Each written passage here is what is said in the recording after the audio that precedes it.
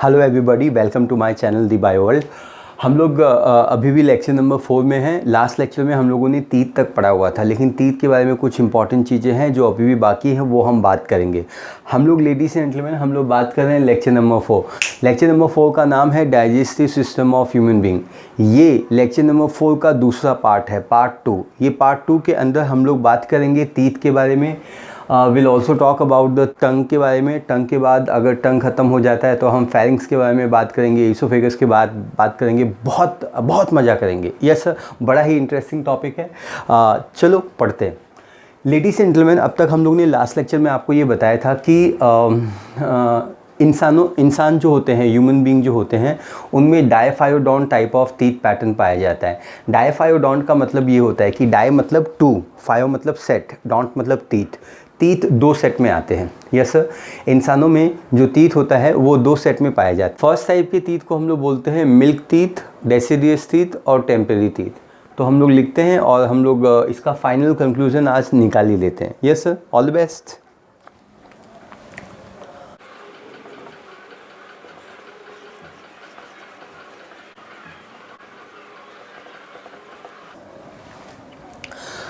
ये जो होता है ये पहला सेट ऑफ टीथ होता है। दूसरे सेट को हम लोग बोलते हैं परमानेंट टीथ या एडल्ट टीथ।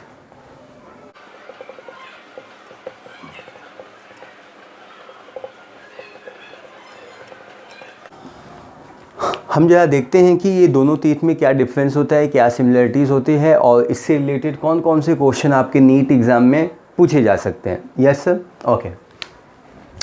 आप सभी को पता होना चाहिए कि मिल्क टीथ हो या परमानेंट टीथ हो, दोनों ही टीथ को हम लोग डेंटल फार्मूला के साथ रिप्रेजेंट करते हैं। सभी को पता है कि डेंटल फार्मूला क्या होता है। डेंटल फार्मूला होता है हमारे अपर जॉ और लोअर जॉ में टीथ के अरेंजमेंट का। यस, कौन सी टीथ का अरेंजमेंट का? 4 टाइप के टीथ का अरेंजमेंट का। इंसानों में, ह्यूमन बीइंग में हेटेरोडोंट टाइप ऑफ टीथ कहलाता है। हेटेरो का मतलब होता है डिफरेंट और डोंट का मतलब होता है teeth. There is a 4 different types of teeth. There is a different types of teeth which is found in case of human वो ऑर्गेनिज्म कहलाता जिसमें हेटेरोडोंट टाइप ऑफ टीथ आता। हेटेरोडोंट में देखो 4 टाइप आता। पहला इंसीजर, दूसरा कैनाइन, तीसरा प्रीमोलार और चौथा मोलार कहलाता है। Yes sir, is that clear? पहला इंसीजर, दूसरा कैनाइन, तीसरा प्रीमोलार और चौथा मोलार कहलाता है। यस सर, आप ध्यान से देखिए। तो ये जो डेंटल फार्मूला होता है ये हमेशा हाफ पार्ट का होता है, ये अंडरस्टैंडिंग आनी चाहिए। यस सर, हम लोगों में बायलैटरल सिमेट्री है। ये हम लोगों का राइट साइड है और ये हम लोगों का लेफ्ट साइड है। तो हम लोग जो डेंटल फार्मूला पता लगाते हैं वो खाली एक साइड का रहता है। दूसरे साइड का पता लगाने के लिए हम इसको 2 से मल्टीप्लाई करते हैं। ज़रा फोकस करते हैं इसको। तो मिल्क टीथ और टेम्परेरी टीथ या डेसिडियस टीथ का डेंटल फार्मूला क्या है? It's 2/2, it's 2/2 incisor, it's 1/1 canine, it's 0/0 बोलो प्रीमोलार, इट्स 2/2 बोलो मोलार। मेरे प्यारे बच्चों, ये जो आपको दिखाई दे रहा है ये डेंटल फार्मूला है। यस, तो इस पे कैसे कैसे सवाल उठते हैं और कैसे कैसे सवालों का आपको जवाब देना पड़ता है वो हम लोग फोकस करते हैं। लेकिन मुझे एक्सक्यूज़ मी दीजिए, हम लोग बात करते हैं पहले परमानेंट टीथ का डेंटल फार्मूला कैसे होता है। Yes sir, okay. It's 2/2 incisor हो, 1/1 कैनाइन, 2/2 बोलो इंसीजर, 1/1 बोलो कैनाइन, 2/2 प्रीमोलार, 2/2 प्रीमोलार आणि 3/3 आणि 3/3 molar. Yes sir, okay. Ladies and gentleman, ये डेंटल फार्मूला है बच्चों का, मिल्क टीथ का, पहले सेट का, डेसिडियस टीथ का, टेम्परेरी टीथ का। टेम्परेरी इसलिए बोला जाता क्योंकि ये लंबे समय तक आपके जबड़ों में रह नहीं पाता, ये टूट जाता, झड़ जाता, गिर जाता, इसलिए हम इसको डेसिडियस भी कह जाता। Yes sir, very good.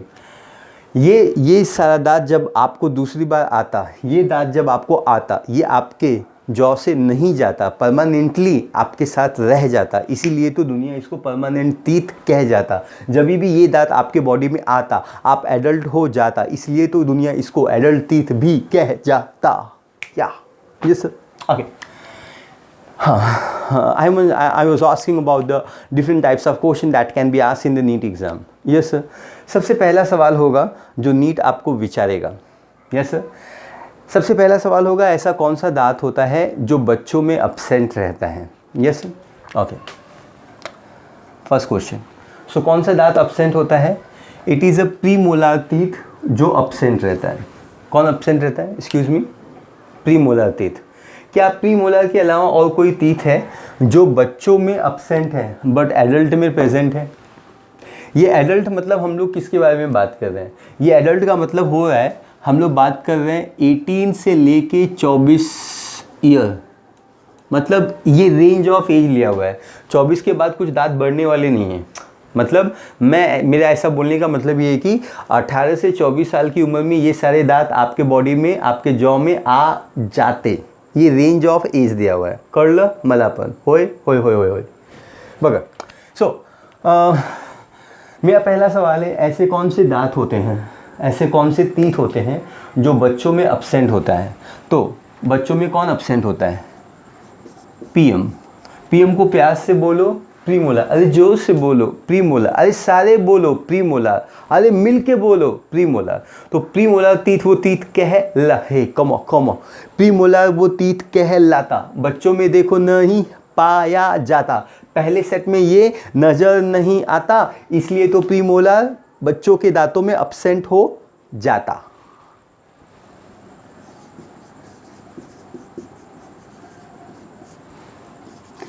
मेरा दूसरा सवाल है, क्या प्रीमोलार के अलावा कोई और दांत है जो बच्चों में अब्सेंट रहता है? अब ध्यान से देखो, ये 2/2 इंसीजर यहाँ पे भी है, 1/1 कैनाइन यहाँ पे भी है, प्रीमोलार यहाँ पे नहीं है बट यहाँ पे है। लेकिन आप फोकस करोगे यहाँ पे मोलार क्या है? अरे 2/2 मोलार। एडल्ट में क्या है? अरे 2/2 नहीं है भाई, कौन सा है? 3/3। It's a 3/3, it's 3/3 molar. मतलब क्या समझ में आ रहा है? मॉरल ऑफ द स्टोरी क्या है? मॉरल ऑफ द स्टोरी ये है कि बच्चों में थर्ड मोलर, क्या बोला मैंने? अरे जोर से बोलो थर्ड मोलर, प्यार से बोलो थर्ड मोलर, याद रखना कभी नहीं भूलना, थर्ड मोलर। थर्ड मोलर वो दांत कहलाता, क्या बोला मैंने? ध्यान से तो सुन जा। थर्ड मोलर वो दांत कहलाता, हमेशा एडल्ट में देखो वो पाया जाता। पहला और सेकंड मोलार ये तो बचपन में भी आ जाता। यस ओके, तो मैं यहाँ पे लिखता हूँ third molar is absent in milk teeth और बचपन के दांतों में। से yes sir, very good.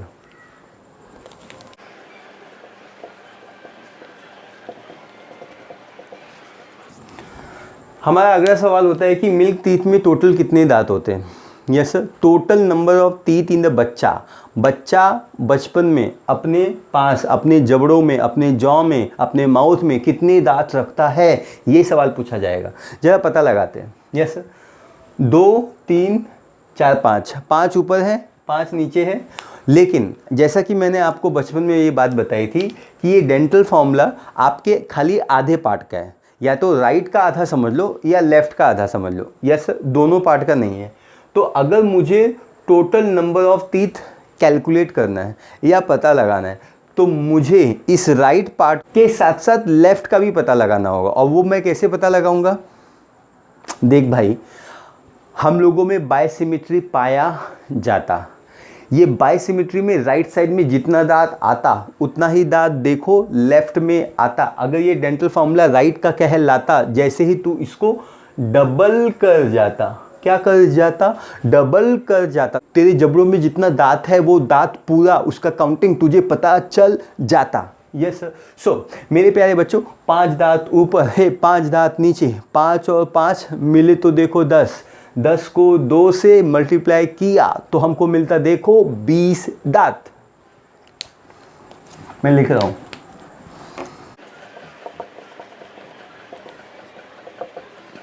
Yes sir, child में 20 दांत होते हैं, ये आपको समझ में आ जाना चाहिए। Is that clear? अब ये जो दांत है, यस सर, कौन से दांत है? प्रीमोलार और ये जो थर्ड मोलार है, ये बच्चों में नहीं पाए जाते हैं। क्या बोला मैंने? Sorry, excuse me, repeat. ये जो प्रीमोलार है कौन प्रीमोलार है भाई? ये प्रीमोलार है।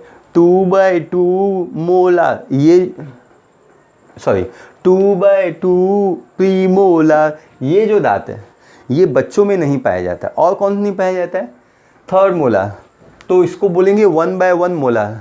ये भी दांत होता है जो बच्चों में बिल्कुल भी नहीं पाया जाता है। Yes sir. तो जो दांत बच्चों में एब्सेंट रहता है, यस सर, वो दांत खाली एक ही बार आता है। मैं जरा उसका फॉर्मूला लिखता हूँ फिर मैं एक्सप्लेन करता हूँ। Yes sir, very good. मेरा चौथा सवाल है, ऐसे कौन से दांत होते हैं जो एडल्ट में आते हैं बट इनमें एब्सेंट रहते हैं? उसका डेंटल फार्मूला, ये तो मैंने लिखा हुआ है यहाँ पे, लेकिन उसका डेंटल फार्मूला क्या होगा? तो मैं लिखता हूँ 2/2 क्या 2/2 प्रीमोलार। देखो यहाँ पे एब्सेंट है, वहाँ पे आ गया है ना, वेरी गुड। And 1/1 molar. ये जो 1/1 है, ये जो 1/1 है, ये 1/1 कौन है? ये 1/1 कौन है? It's a third molar. क्या ये? कमो ये क्या है? थर्ड मोलार है। Yes sir. अभी इसका टोटल कैलकुलेशन करेंगे हम लोग, तो ये आएगा 2 से मल्टीप्लाई करेंगे। 2 + 1 3 होता है, 3 + 3 6 होता है, 6 2 12 होता है। मेरे प्यारे बच्चों, अच्छे बच्चों, ये 20 टीथ होता है। क्या होता है? 20 टीथ। अब ये जो 20 टीथ है इसकी खास बात क्या होती है? गैस करो क्या होती है? ये जो 20 दांत होते हैं ये वो दांत होते हैं, क्या बोला मैंने? ये 20 दांत वो दांत होते हैं जो बचपन में नहीं आते। क्या? बचपन में नहीं आते। इसीलिए तो ये मिल्क, टेम्पररी और डेसिडुअस टीथ में एब्सेंट हो जाते। यस, ये हमेशा एडल्ट में ही आते। क्या बोला आपने? मैंने ये बोला कि ये वो दांत है, ये 12 दांत वो दांत है जो बचपन में नहीं आते, एडल्ट में आते। एडल्ट में आते, बचपन में नहीं आते, मतलब ये ज़िंदगी में कितनी बार आते? बस एक बार, बस एक बार, बस एक बार आते। जो दांत आपके ज़िंदगी में बस एक बार आते उनको मोनोफायोडोंट कहे जाते। क्या बोलते हैं? जो दांत आपके ज़िंदगी में बस एक बार आते हैं, जो दांत आपके ज़िंदगी में बस एक बार आते हैं, वैसे दांत को हम मोनोफायोडोंट कहे जाते। तो ये जो 12 दांत है इसको हम लोग बोलते हैं मोनोफायोडोंट। मोनोफायोडोंट क्यों बोलते हैं मैं लिखता हूँ, उसके बाद एक्सप्लेन करता हूँ again.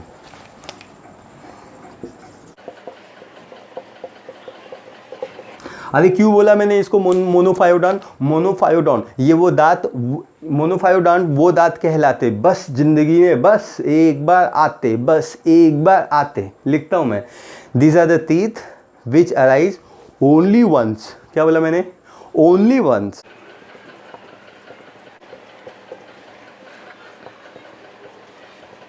Yes sir, is that clear? तो ये 4 क्वेश्चन थे, हमने डिस्कस किया है। हम लोग थोड़ा यहाँ पे भी नज़र मारते हैं, है ना। मेरा नेक्स्ट सवाल होगा परमानेंट टीथ और adult teeth. Yes sir, is that clear? ये जो परमानेंट टीथ है इनकी काउंटिंग बताओ। तो आपको 2 से क्या करना होगा? मल्टीप्लाई करना होगा, क्योंकि ये खाली एक हाफ का पार्ट है। दूसरे हाफ का पता लगाने के लिए इसको 2 से मल्टीप्लाई कर जाते। 2 + 1 3 होता है, 3 + 2 5 होता है, 5 + 3 8 होता है। 8 ऊपर 8 नीचे, 8 और 8 16 16 होता है। 16 × 2 तो होता है 32। कितनी होती है? 32। मेरे प्यारे बच्चों, सो एडल्ट में कितने दांत होते हैं? 32 टीथ।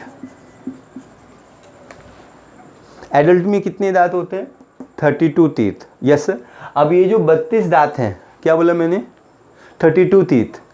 ये जो 32 टीथ है इसमें से 12 दांत जो होते हैं ना वो ज़िंदगी में बस कमो ज़िंदगी में बस एक बार आते। इसका मतलब 32 - 12 कितना आएगा? वो मैथ्स नहीं आता है तुम लोगों को। देखो भाई, मोनोफायोडोंट टोटल 12 आते। कैसा आते, कैसे आते, वो मैंने आपको बताते। आई होप आपको समझ में आते। नहीं आते तो पीछे जाके रिवर्स करके फिर से सुन जाते, मुझे फ़ोन करते, मेरे को मैसेज डालते, मैं तुमको फ़ोन करके बताते। लेकिन तुम समझ के ही जाते। हाँ, समझ के ही जाते। बगो, ये मोनोफायोडोंट क्या है? 12 टीथ है। सॉरी बोलो ना, 12 टीथ है। और ये टोटल कितने हो गए? बस 32 दांत है। ये 32 में से ये जो 12 दांत हैं वो ज़िंदगी में बस एक बार आते, एडल्ट में आते, बच्चों में नहीं आते, बच्चों में नहीं आते। अब 32 माइनस 12 किया, लिखता हूँ मैं 32 माइनस 12 इक्वल टू 20 टीथ। ये 20 टीथ की खास बात क्या होती है?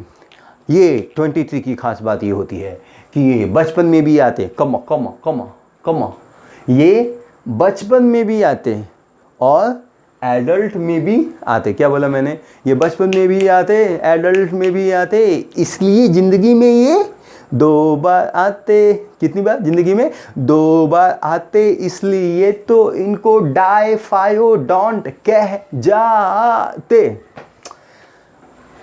ये 20 दांत वो दांत होते हैं जो आपके बचपन में भी आते हैं और टूट जाते हैं, और फिर बाद में जैसे जैसे आप एडल्ट होते हैं ये दोबारा आपके जीवन में आते हैं, और इसलिए हम इनको क्या कहे जाते हैं? डायफायोडोंट। क्या बोलते हैं? डायफायोडोंट। मैं लिखता हूँ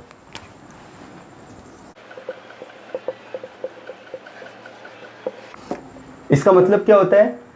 These are the teeth which arise twice in the life of human, life of Piney, life of human.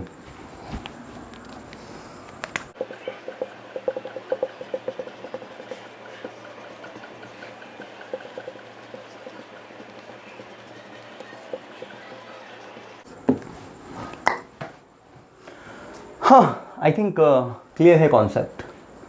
पक्का क्लियर है? Very good. तो ये आपको समझ में आ गया है। अब मुझे कुछ सवाल है, कुछ और भी सवाल है। वो सवाल मैं सवाल करूँगा, लेकिन मुझे थोड़ा ना सवाल करने के लिए थोड़ी खाली जगह चाहिए। Yes sir.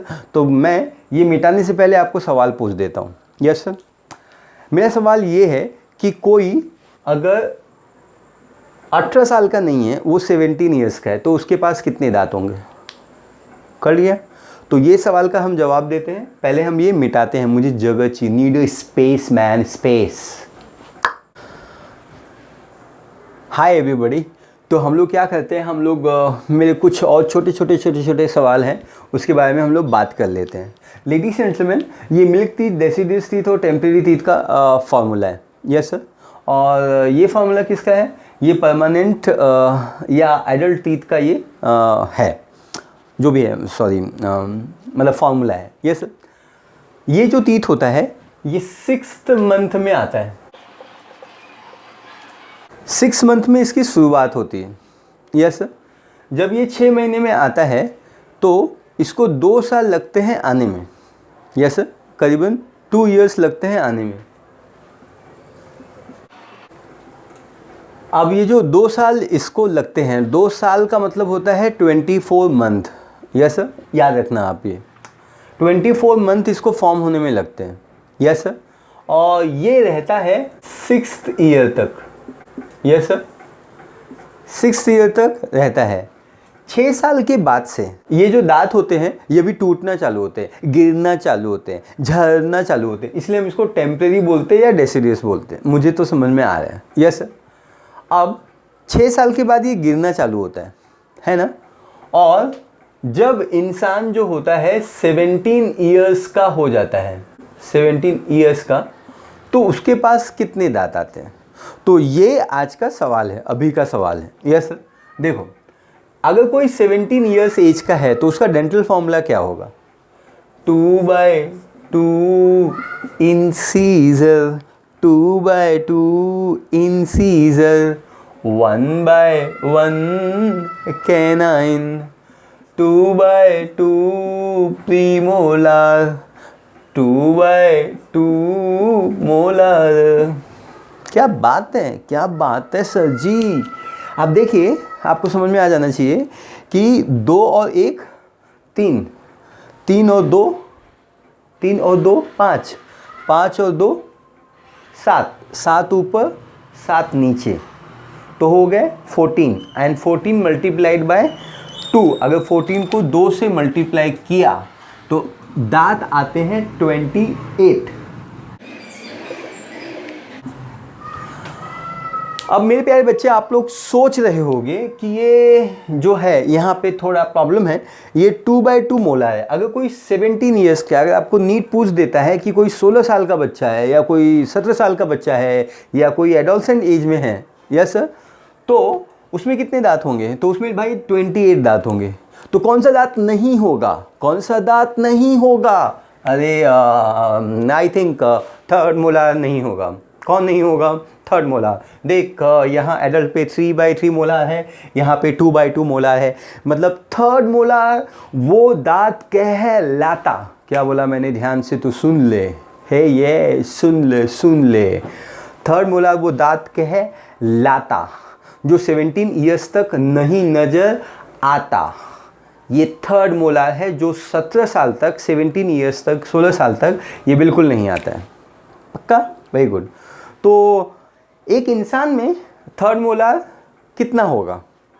1 होगा, 2 होगा, 3 होगा, 4 होगा। एब्सोल्युटली करेक्ट, 4 होगा। Yes sir. So third molar को कैसे रिप्रेजेंट करेंगे हम लोग? 1/1 मोलार। हम ऐसा समझते हैं कि ये जो गिवन थिंग है ये थर्ड मोलार है। It's a third molar. Yes sir, is that clear?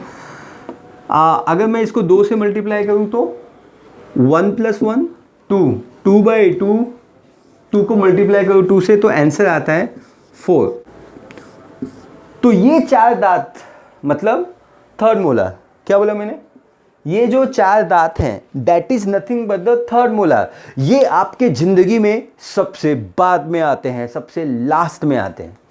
और जब भी ये आते हैं, कब तक आते हैं? ये आते हैं करीबन 18 से 24 ईयर्स की एज में। 18 से 24 ईयर की एज में ये आते हैं। तो जब भी थर्ड मोलार आते हैं तो आपका एज करीबन 18 से 24 साल की उम्र होती है।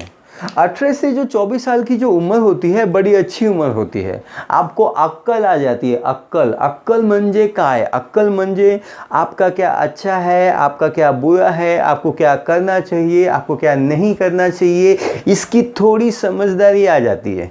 किस पार्टी को वोट देना है, किसके साथ रहना है, कैसे फ्रेंड्स होने चाहिए, कौन सा मूवी देखना है, कहाँ पे रहना है, कहाँ पे पढ़ाई करना है, ज़िंदगी में क्या क्या करना है, ये सारी समझदारी आपको इस एज में आ जाती है। Yes sir. ये जो थर्ड मोलार होता है इसलिए हम इसको बोलते हैं विजडम टीथ। विजडम आ जाता है, आप ज्ञानी पुरुष हो जाते हो। Yes sir, is that clear? इसलिए थर्ड मोलार को हम लोग क्या बोलते हैं? Wisdom teeth.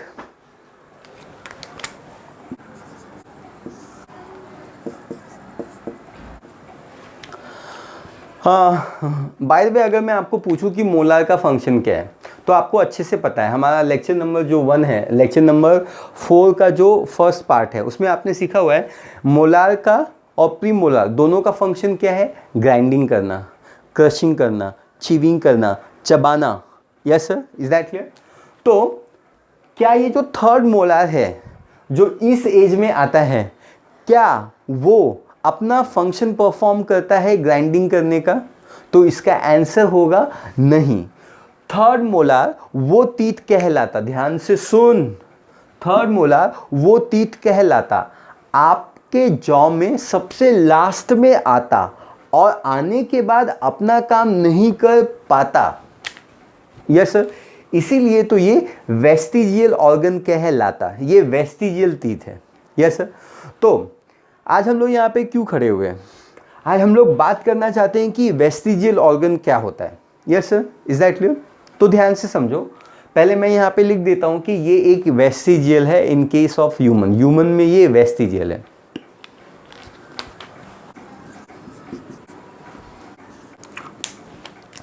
अब जब मैं आपको बोलता हूँ कि ये वेस्टिजियल है तो ये वेस्टिजियल का मतलब क्या होता है? यस सर, तो ध्यान से समझना। यस सर, मैं मार्कर रखता हूँ। वेस्टिजियल एग्जैक्टली होता क्या है, ध्यान से समझो। यस सर, ऐसा कोई भी ऑर्गन, पूरे बायोलॉजी में वेस्टिजियल कई बार आता है।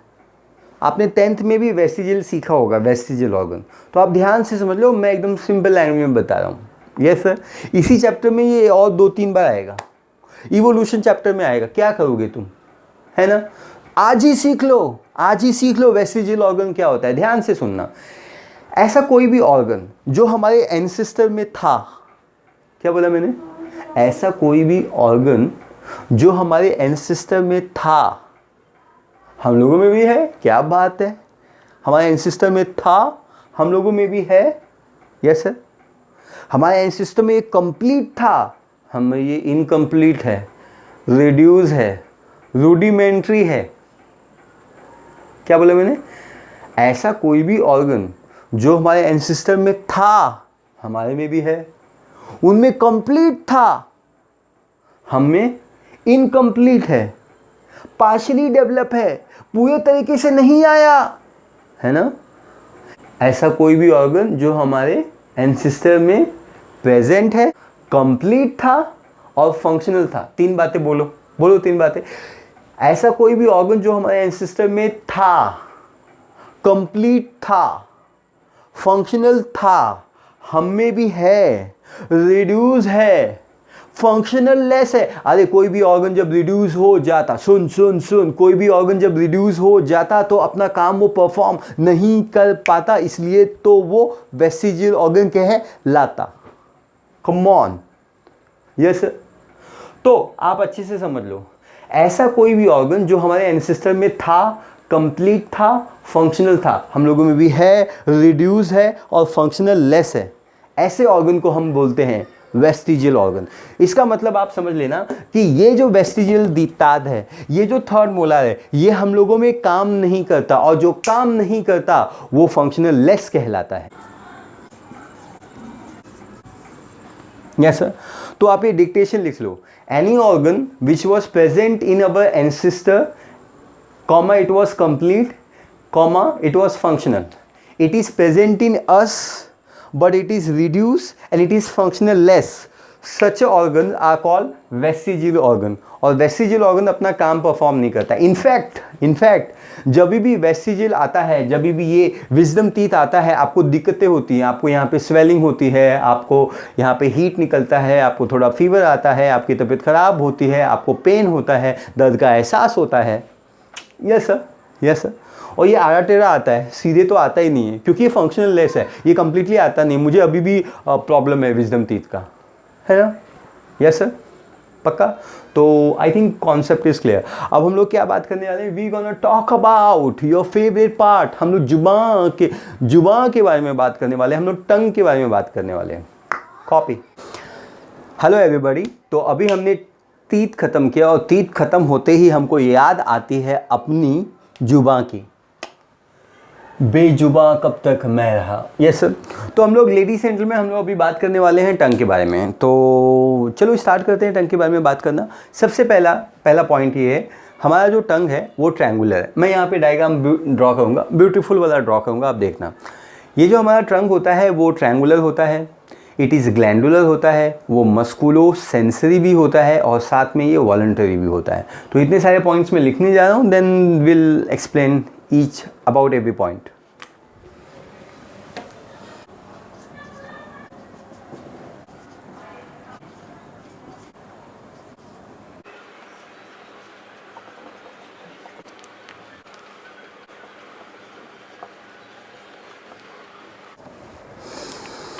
तो चलो बच्चों फोकस करते हैं। ट्रायंगुलर मतलब आप समझते हो, ट्रायंगुलर है, इट इज़ ग्लैंडुलर। ग्लैंडुलर का मतलब ये होता है कि इस पे म्यूकस सिक्रीट होता है या चिपचिपे चीज़ें सिक्रीट होती हैं। Then it is musculo sensory, मतलब ये मसल से बना होता है, और मसल्स बनने के साथ साथ ये सेंसरी भी है। सेंसरी का मतलब ये होता है कि ये चीज़ों को सेंस कर सकता है, ये टेस्ट को सेंस कर सकता है, हीट को सेंस कर सकता है। अगर आपकी जुबान को किसी ने टच किया, तो ये उसको भी सेंस करता है। यस सर, हीट को सेंस करता है, टेस्ट को सेंस करता है, और टच को सेंस करता है। Yes sir. इसलिए वॉलंटरी है। वॉलंटरी का मतलब होता है कि आप जो भी बातें करते हो, या आप चबाते हो, या टंग का मूवमेंट जो होता है वो आपके विल पावर कंट्रोल में होता है। मतलब आप क्या बोलना चाहते हैं, आप कैसे बोलना चाहते हैं, ये सब कुछ आपके जुबान के कंट्रोल में रहता है। मतलब it is a voluntary organ. Yes sir, involuntary नहीं है, ऐसे मुंह से निकल गया ऐसा कभी नहीं होता है। Yes sir, very good.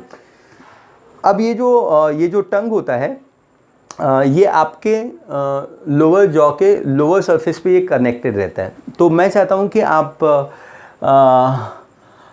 ये फिगर देखें। यस सर, आप ये फिगर देखें।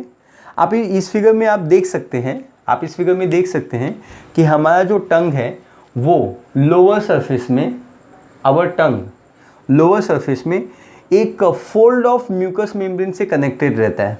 Yes sir, fold of mucus membrane से कनेक्टेड रहता है। और उस कनेक्टेड स्ट्रक्चर को, उस फोल्ड ऑफ म्यूकस मेम्ब्रेन को हम लोग क्या बोलते हैं, क्या लिखा हुआ है वहाँ पे, फ्रेन्यूलम लिंग्वे। यस सर, तो ये चीज़ आप अच्छे से समझ लो, मैं यहाँ लिखने जाता हूँ। Yes sir, very good.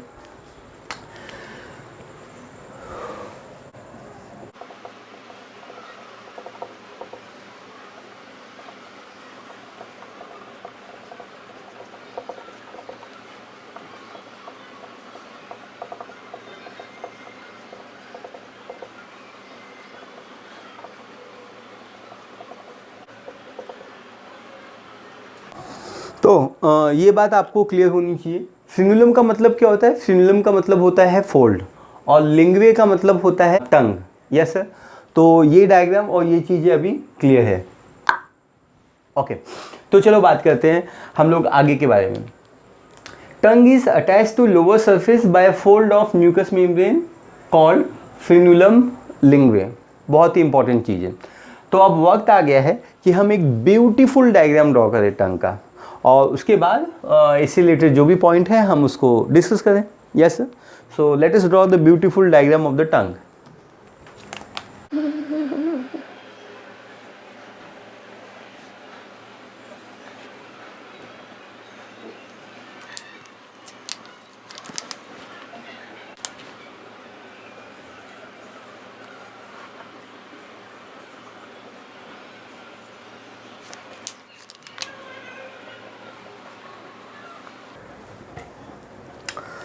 तो आप देख सकते हैं कि हमारे टंग के पास इन्वर्टेड वी शेप्ड स्ट्रक्चर्स है।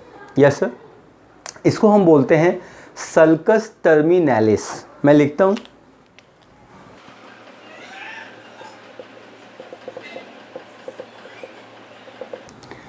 सल्कस वर्ड का मतलब होता है हमेशा डिप्रेशन। यस सर, डिप्रेशन मतलब लाइन जैसी स्ट्रक्चर या खाली जैसे अगर कोई भी दीवार टूट जाती है तो उस पर लाइनिंग आती है, तो वो लाइन को हम डिप्रेशन बोलते हैं।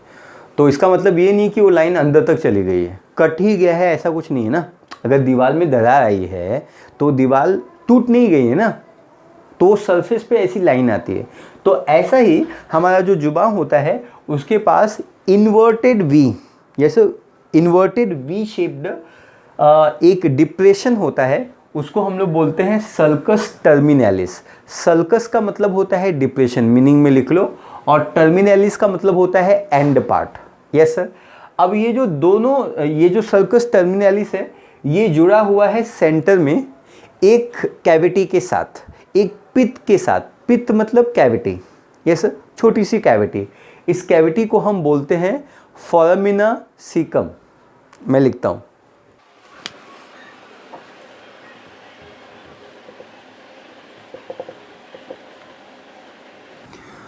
इसको हम लोग बोलते हैं फोरामिना सिका, ये फोरामिन सिकम।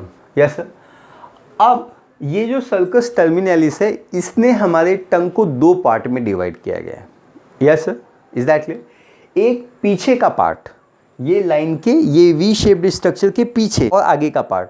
जो पीछे का पार्ट है उसको हम लोग बोलते हैं पोस्टेरियर पार्ट, जो आगे का पार्ट हम बोलते हैं उसको हम बोलते हैं एंटीरियर पार्ट। एंटीरियर मतलब क्लोज टू द माउथ, और पोस्टेरियर मतलब अवे फ्रॉम माउथ।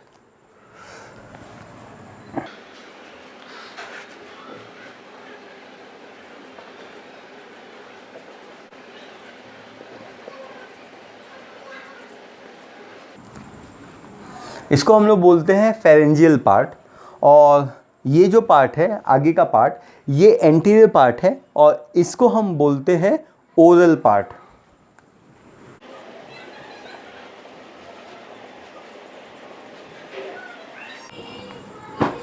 तो आई थिंक आपको ये कॉन्सेप्ट क्लियर हो गया है पक्का। मैं एक बार फिर से रिपीट करता हूँ। हमारा जो टंग होता है वो ट्रायंगुलर स्ट्रक्चर होता है। टंग पे पीछे की साइड में वी शेप, कौन सा V shape, inverted V shaped structure पाया जाता है, डिप्रेशन पाया जाता है, लाइनिंग पाई जाती है, उसको हम लोग बोलते हैं सर्कस टर्मिनालिस। ये सर्कस टर्मिनाली के बीच में एक कैविटी होती है, क्या होती है, पिथ। पिथ का मतलब होता है स्मॉल कैविटी। इस स्मॉल कैविटी को हम फॉरामेन सीकम बोलते हैं। फॉरामेन वर्ड जब भी बायोलॉजी में आता, हे कम ऑन, फॉरामेन वर्ड जब भी बायोलॉजी में आता इसका मतलब कैविटी कहलाता। तुम रेड रिबन में ये क्यों नहीं लिख जाता, लिखो ना, इसका मीनिंग लिखो, मतलब बोल रहा हूँ मैं, sorry. Anterior oral part and posterior pharyngeal part. Posterior part को फेरेंजियल पार्ट बोलते हैं, एंटीरियर पार्ट को हम ओरल पार्ट बोलते हैं। Yes sir. अब आगे की स्टडी करते हैं। अब हम देखेंगे कि ये जो एंटीरियर पार्ट है, सॉरी पोस्टीरियर पार्ट है, इसके पास ना टॉन्सिल्स प्रेजेंट होता है, इसको हम बोलते हैं lingual tonsil.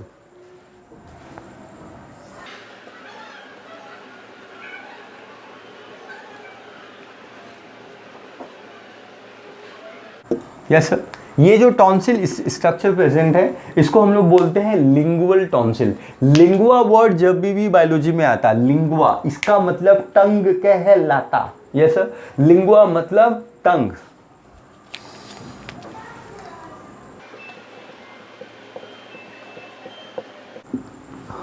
Is that clear? पक्का? Very good. सो आगे इस जुबान के पास क्या क्या होता है जरा हम लोग बात करते हैं। हमारा ये जो टंग होता है इसके सरफेस पे ना, इसके सरफेस पे लिटिल प्रोजेक्शन पाए जाते हैं। वो जो लिटिल प्रोजेक्शन मतलब इसके सरफेस, इसका जो सरफेस होता है ना वो स्मूथ या प्लेन नहीं होता है ना। इसके सरफेस पे बहुत सारे डॉट डॉट स्ट्रक्चर होते हैं, वो डॉट डॉट स्ट्रक्चर सरफेस के ऊपर आए हुए होते हैं। यस सर, इसको हम लोग बोलते हैं सरफेस प्रोजेक्शन। क्या बोलते हैं? Little projection on the surface of the tongue. क्या बोला मैंने? छोटे छोटे प्रोजेक्शंस, छोटे छोटे स्ट्रक्चर्स जो टंग के सरफेस के ऊपर से आते, उन्हीं को तो हम पैपिले कह जाते। तो टंग के सरफेस पे लिटिल प्रोजेक्शंस प्रेजेंट होते हैं जिसको हम पैपिले बोलते हैं। मैं डायग्राम में ड्रॉ करता हूँ फिर हम डिस्कस करेंगे।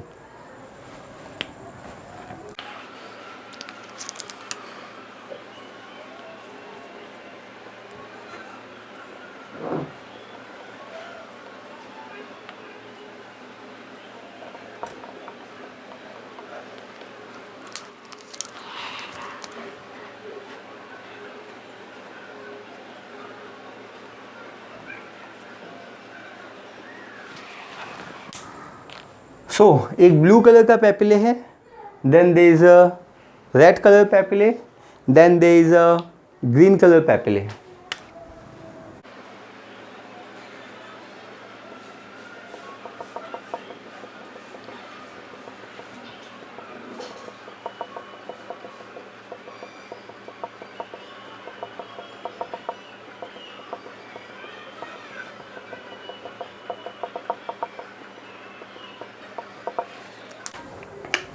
Then there is a one more structure जो कि ग्रीन कलर में होता है।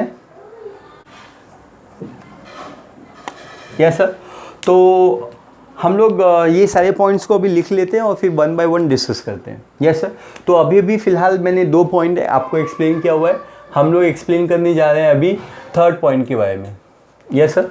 थर्ड पॉइंट क्या मैंने एक्सप्लेन किया? थर्ड पॉइंट मैंने एक्सप्लेन किया कि tongue has a inverted V-shaped depression called sulcus terminalis and in its center, मतलब इसके सेंटर में एक पिथ है, ओपनिंग है, जिसको हम फोरामेन सीकम बोलते हैं।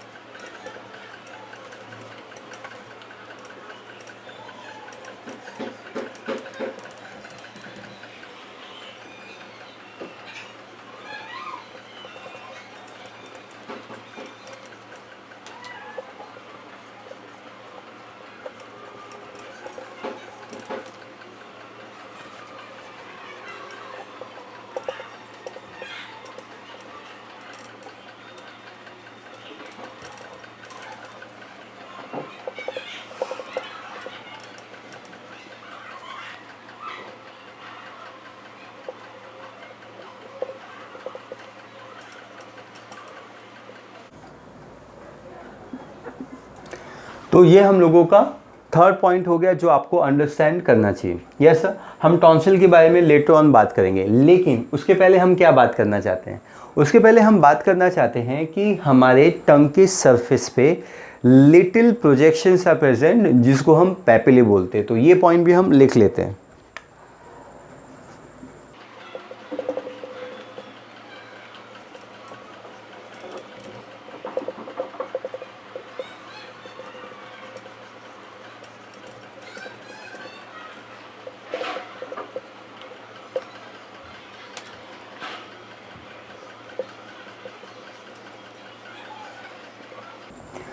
अब ये जो पैपिले प्रेजेंट होते हैं, ये पैपिले 4 टाइप के होते हैं। कितने टाइप के होते हैं? 4 टाइप के होते हैं। तो एक एक के बारे में हम लोग बात करने जा रहे हैं। पहले हम इनका डायग्राम में नाम लिखेंगे, फिर 1 बाय 1 हम लोग डिस्कस भी कर लेंगे। Yes sir, thank you so much. सबसे पहले ये जो पैपिले है, जो ब्लू कलर में दिखाई दे रहा है, ये सबसे बड़ा पैपिले होता है। इसको हम वैलेट पैपिले बोलते हैं। इसका दूसरा नाम सर्कम वैलेट भी पाया जाता है।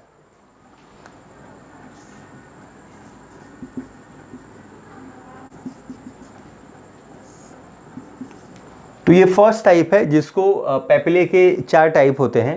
तो ये सबसे पहला है वैलेट, इसका दूसरा नाम है सर्कम वैलेट, जो हम आगे जाके लिखेंगे। यस। देन आपको यहाँ पे रेड कलर के स्पॉट दिखाई दे रहे हैं। ये जो रेड कलर के जो स्पॉट्स हैं, यस सर, इसको हम सरफेस प्रोजेक्शन ही बोलते हैं, पैपिले बोलते हैं। लेकिन ये जो पैपिले होते हैं ना, हमको फंगाई के स्पोर की तरह round and round and round दिखाई देते हैं। इसलिए हम इनका नाम रखते हैं, क्या नाम रखते हैं? फंगीफॉर्म पैपिले।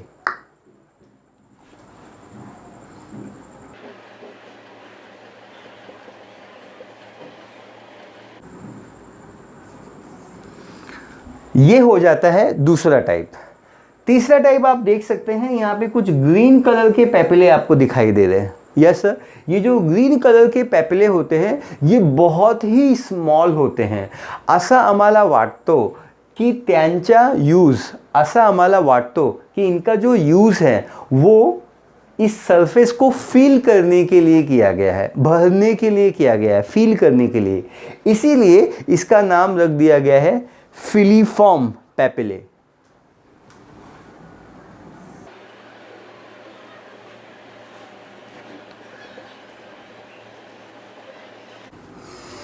अब आपको ये समझना है कि यहाँ पे एक और पैपिले है। यस, ये स्ट्रक्चर, ये ना पत्ते की तरह दिखाई देता है, लीफ की तरह दिखाई देता है। इसलिए इसका नाम पड़ गया है फॉलिएट पैपिले।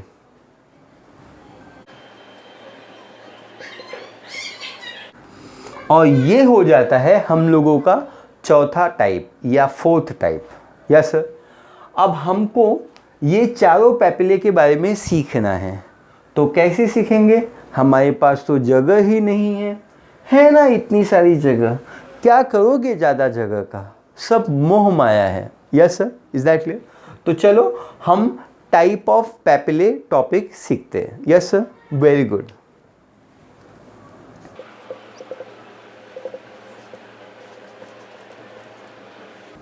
ओके, तो हम लोग इसको ए लिख देते हैं, फिर इसको हम लिखेंगे बी, फिर इसको हम लिखेंगे सी, और फिर ये ऑटोमेटिकली बन जाएगा डी।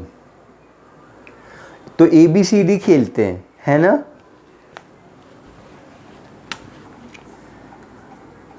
तो ये हो गया ए।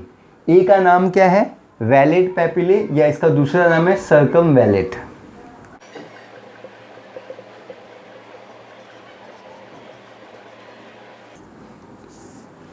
तो इसको हम वैलेट बोलते हैं और इसको हम सर्कम वैलेट बोलते हैं। सर्कम वैलेट, अगर आप सारे चारों पैपिला को देखोगे तो ये वो पैपिला है जो लार्जेस्ट है एंड फ्यूएस्ट है। जो चीज़ सबसे ज़्यादा होगी वो जो चीज़ सबसे बड़ी साइज़ की होगी वो कम भी होती है। यस सर, तो ये जो वैलेट है, it is the largest papillae, ये इसका पहला पॉइंट है। यस सर, इसको सर्कम वैलेट क्यों बोलते हैं? क्योंकि ये सराउंड करता है। यस सर, सराउंड करता है। सर्कल है ना इसके चारों ओर, पेपिले के चारों ओर, इसलिए ये सर्कमवैलेंट बोलते हैं।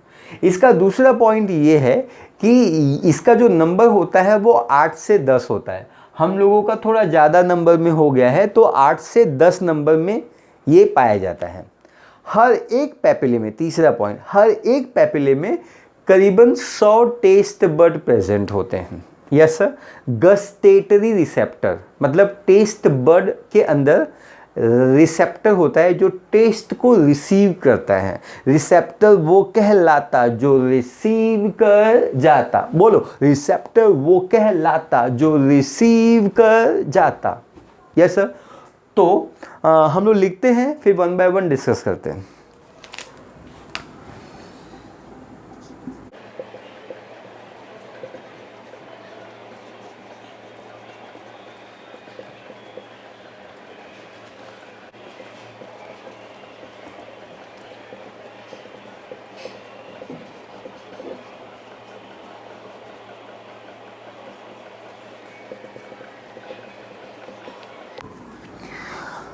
तो it is the largest papillae, ये 8 से 10 नंबर में पाया जाता है, और इट कंटेन टेस्ट बड। तो कितने टेस्ट बड होते हैं? संभव, मतलब अबाउट 100 टेस्ट बड इसके अंदर प्रेजेंट होते हैं। हम लोग मूव ऑन करते हैं दूसरे टाइप के ऊपर, बी टाइप को बोलते हैं फंगी फॉर्म।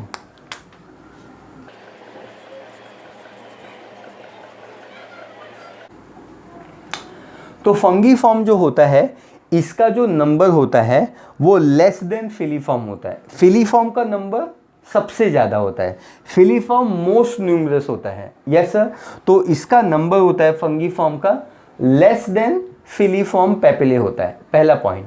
दूसरा पॉइंट, इसके पास भी टेस्ट बड प्रेजेंट होता है। Last point, each fungi form के पास 5 टेस्ट बड प्रेजेंट होते हैं।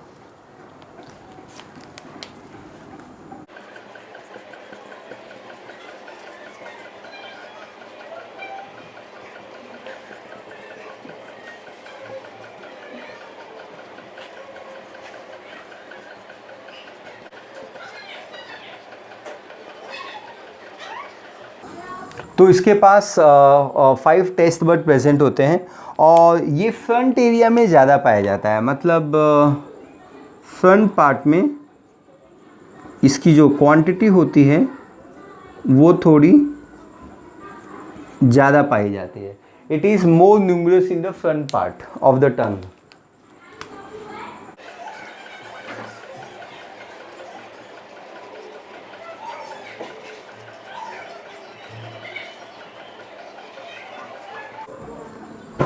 यस सर, तो ये बी पार्ट हो गया। अब हमको सी पार्ट लिखना है। यस सर, मुझे भी समझ में नहीं आ रहा है कहाँ पे लिखूँ, है ना, तो मैं उस एरिया को ना मिटा देता हूँ, है ना। तो बी के बाद हम लोग सी पार्ट फोकस कर रहे हैं। सी कौन सा पार्ट है? फिलीफॉर्म।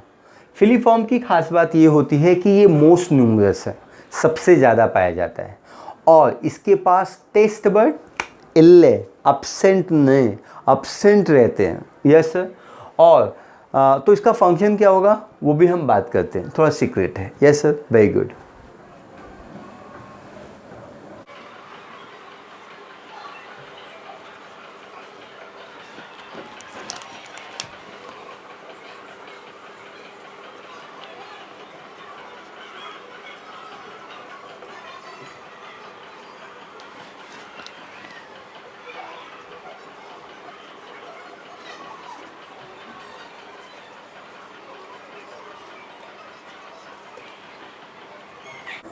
तो इनके पास टेस्ट बड अब्सेंट रहता है, मतलब ये टेस्ट नहीं, इनकी मदद से हम टेस्ट नहीं कर सकते। तो ये इनका काम क्या होता है? They are tactile receptor.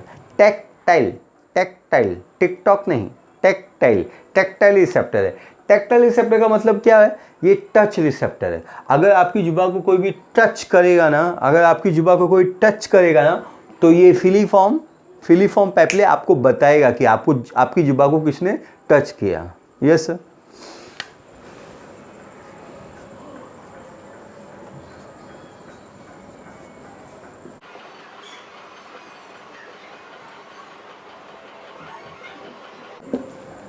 पक्का? Very good. सी के बाद डी का ख्याल आता है। डी होता है फोलिएट फॉर्म।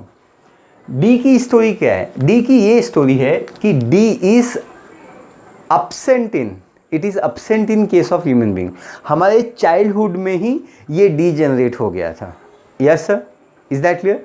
तो इसके आप देख सकते हैं कि करीबन 3 to 4 फोल्ड प्रेजेंट होता है। Fold, yes sir, fold present होता है और ये साइड में प्रेजेंट होता है। इसके पास कोई टेस्ट बर्ड नहीं होता है and it is D generated in the childhood. बचपन में ही लॉस हो गया था, अब हमारे किस काम नहीं आता, पत्ते जैसा नजर आता, इसीलिए तो दुनिया इसको फोलिएट कह जाता।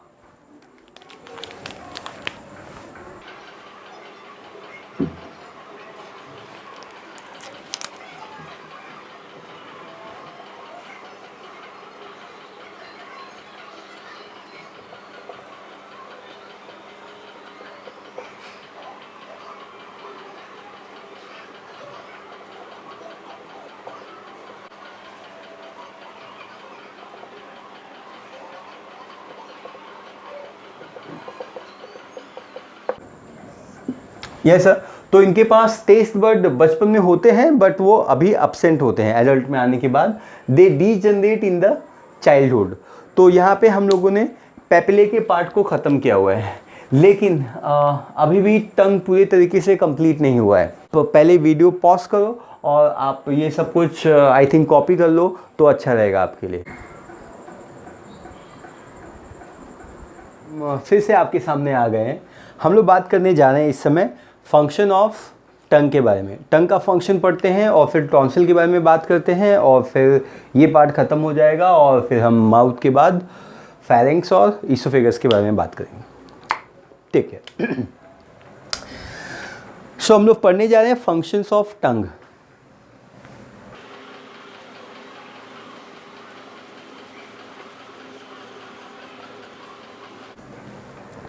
लेडीज एंड जेंटलमैन, जब हम लोग टंग के फंक्शंस के बारे में बात करते हैं तो टंग का सबसे पहला फंक्शन होता है it help in chewing of food.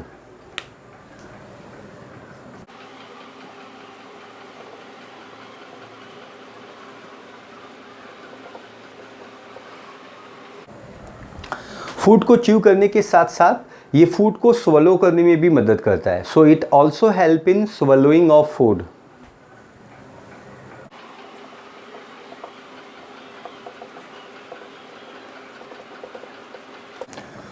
Food के स्वलो करने को प्रोसेस को हम लोग डीग्लूटिनेशन बोलते हैं।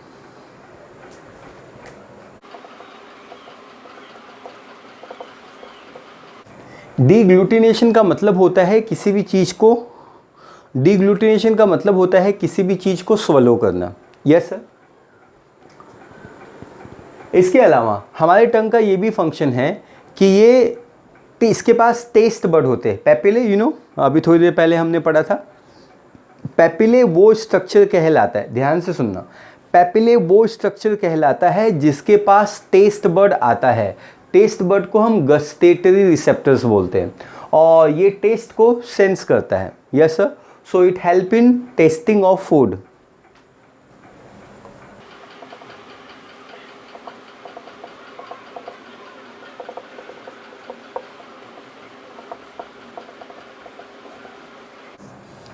अब ये जो टेस्ट बर्ड होते हैं इसको हम बोलते हैं गस्टेटरी रिसेप्टर्स।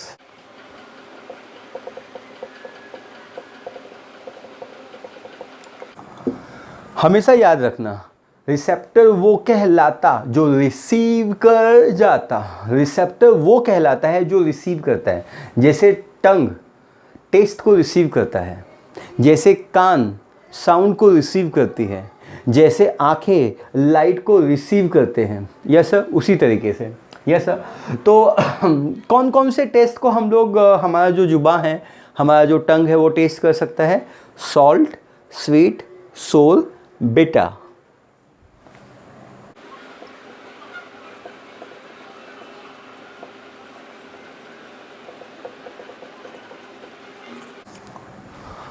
ये जो टंग होता है it play very important role in speech. ये स्पीच में भी रोल प्ले करता है।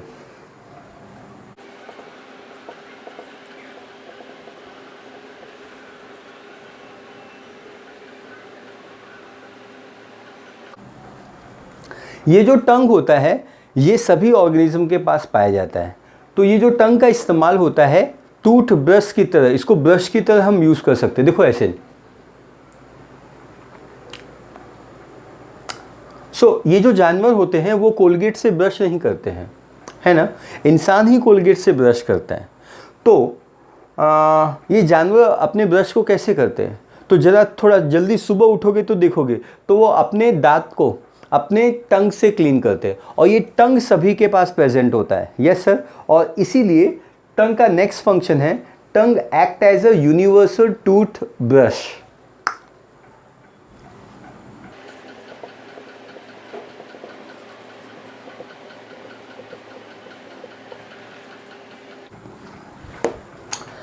ये जो डॉग होता है, कुत्ता, यस, ये जो डॉग होता है ये ऐसे करता है,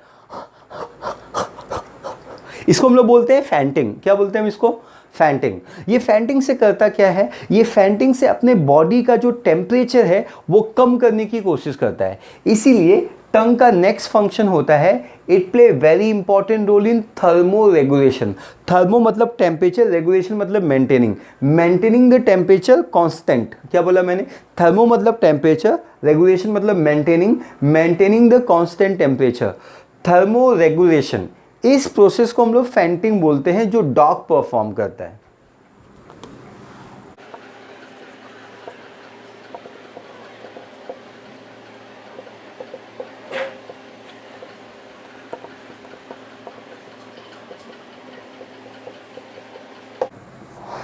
ये जो फ्रॉग होता है वो अपने टंग की हेल्प से इंसेक्ट को ईट करता है।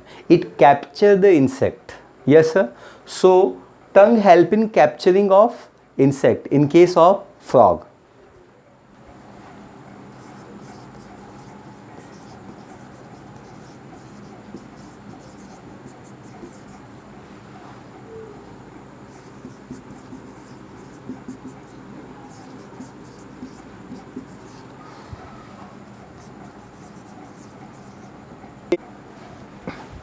तो ये सारे फंक्शंस हैं ये सारे फंक्शंस हैं आपके टंग के। इट हेल्प इन चीविंग में रोल प्ले करता है। स्वलोइंग को हम लोग डिग्लूटिनेशन भी बोलते हैं। देन टेस्ट को डिटेक्ट करना, सॉल्ट, स्वीट, सोर, बिटर, ये 4 टेस्ट हमारा जो टंग होता है वो डिटेक्ट कर सकता है। स्पीच में मदद करता है, टूथब्रश की तरह काम करता है, फैंटिंग में रोल प्ले करता है, फैंटिंग डॉग में परफॉर्म होता है, dog, and capturing of prey that is insect in case of frog. तो ये सारे फंक्शंस हैं जो मैंने आपको बताया। तो यहाँ पे हम ये पार्ट ख़त्म करते हैं। अब हम लोग बात करने जा रहे हैं किसके बारे में? फैरिंग्स के बारे में। तो हमने माउथ को कवर किया, माउथ पार्ट ख़त्म हो गया। Thank you so much.